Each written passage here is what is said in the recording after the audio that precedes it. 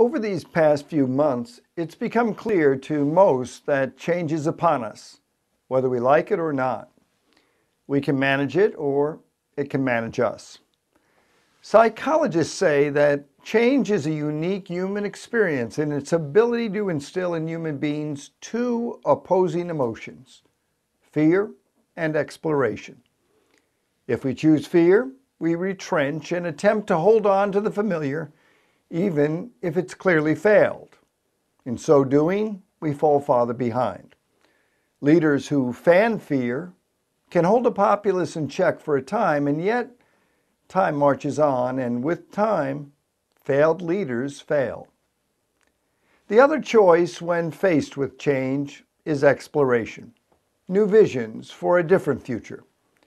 This approach has risks as well, that the solution will not fix the problem or come too early to supplant present-day fears or be underpowered and therefore not sufficient to get ahead of change.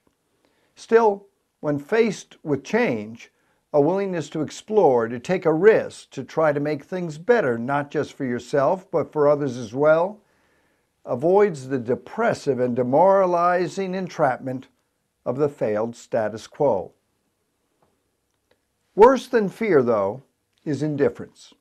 Nobel laureate Elie Wiesel, at the White House Millennium Lecture in 1999, had this to say about human indifference, quotes, "We are on the threshold of a new century, a new millennium. What will the legacy of this vanishing century be? How will it be remembered in the new millennium?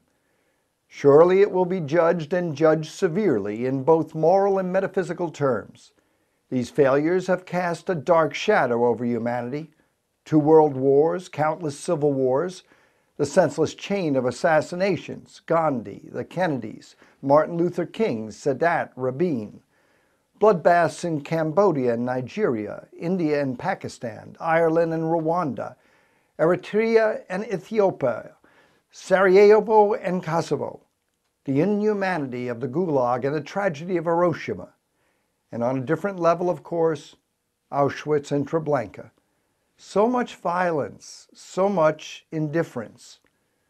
What is indifference? Etymologically, the word means no difference, a strange and unnatural state in which the lines blur between light and darkness, dusk and dawn, crime and punishment, cruelty and compassion, good and evil. What are its courses and inescapable consequences? Is it a philosophy? Is there a philosophy of indifference conceivable? Can one possibly view indifference as a virtue? Is it necessary at times to practice it simply to keep one's sanity, to live normally, enjoy a fine meal or a glass of wine as the world around us experiences harrowing upheavals? Of course, indifference can be tempting. More than that, seductive.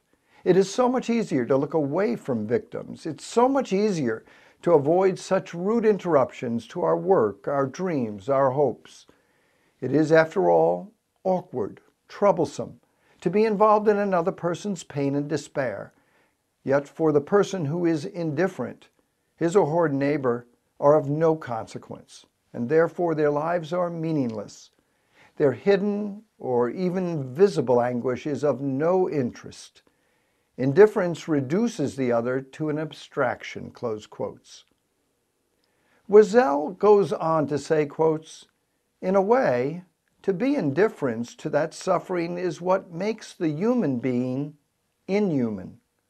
Indifference, after all, is more dangerous than anger and hatred. Anger can at times be creative. One writes a great poem, a great symphony. One does something special for the sake of humanity because one is angry at the injustice that one witnesses. But indifference is never creative.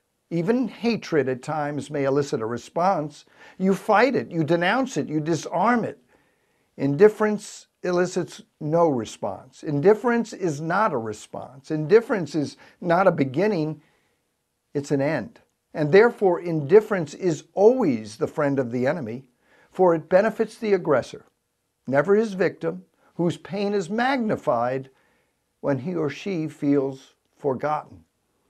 the political prisoner in his cell, the hungry children, the homeless refugees, not to respond to their plight, not to relieve their solitude by offering them a spark of hope, is to exile them from human memory.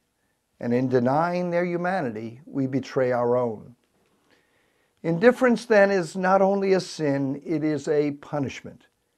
And this is one of the most important lessons of this outgoing century's wide-ranging experiments in good and evil. Close quotes. Well then, what will be our legacy? More me or more we? Fear has held us in check for the first 8 years of this century, and we've had much to be fearful about, I'll grant you that. But what we've learned is that fear, especially when combined with indifference, creates enormous vulnerability for all of us. We now sink or swim together. And there is always hope.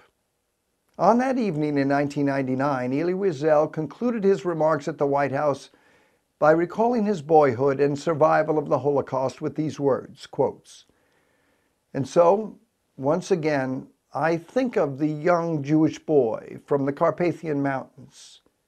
He has accompanied the old man I have become throughout these years of quest and struggle. And together we walk towards a new millennium, carried by profound fear and extraordinary hope." Close quotes. It's time for us to elect a new president, and none of us can afford to sit on the sideline. It's time for us to harness our fear and work together to make a difference in education, in health, in energy, in finance, and in infrastructure. There's much to be done, but in relying on each other, there's also good reason for hope. For Health Commentary, I'm Mike McGee.